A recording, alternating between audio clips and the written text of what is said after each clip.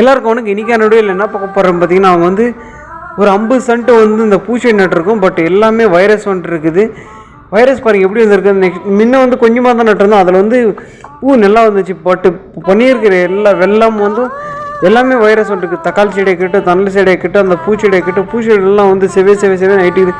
எவ்வளோ தான் மருந்து அடிச்சுலாம் அந்த வர்ற காசு மருந்து கூட பார்த்தோம்னா அதில் ரேட்டு வந்து 15 ரூபாய் 20 ரூபாய் தான் போகுது.